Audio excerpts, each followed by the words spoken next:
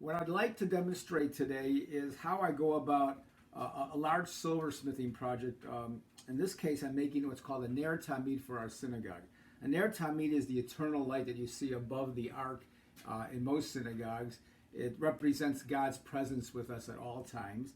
And my concept behind this is using rays of light coming out of the piece, and then there'll be an actual light source going through these rays of light in each of these ridges here.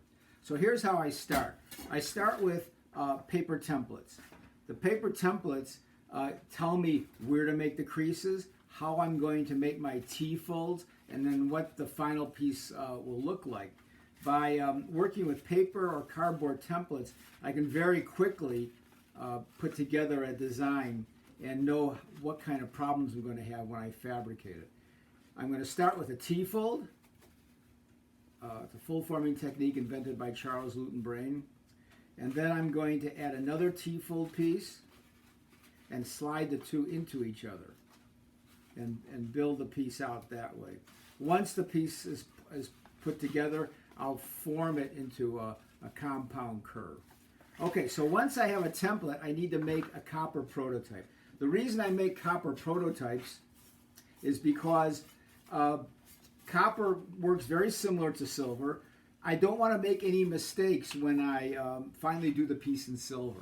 So I'm going to make a piece, make my two prototypes. You can see where these came from. Very similar to the actual template pattern here. Once I'm confident that I can get the forms I need in the copper, then I'll start working with the silver. This piece has other components on it. It has a little decorative scroll that goes on the side. It has a name plate or a letter plate that goes on top. So here's what the template looks like for the scroll. Piece of paper that is tapered. And then there's your final piece. Here's our two prototypes. And then here are the actual pieces in sterling silver. Notice that the silver is very white. The reason it's white is I try to deplete the silver, deplete the copper oxides out of the silver first before I start assembling the piece. This way I have this beautiful soft white surface, and the surface doesn't oxidize very quickly, which is really good for an object like this, which has to be put out of reach for quite a while, so you don't want to have to clean it every few months.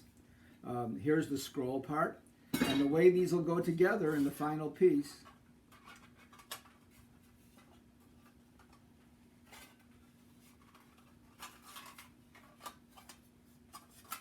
will be one side slides into the other, and then there'll be a scroll that comes off to the side like this, and then there'll be a nameplate, or it's not a nameplate, some Hebrew letters on here, and you can get an idea what this piece is going to start looking like when it's finished. And now what we're going to do is we're going to assemble this, and we're going to have to solder it. So we're going to be attaching this part to the back here with silver solder, and then we'll be attaching the place where the two pieces slide together in a keyway with silver solder, and then we're going to add the other components.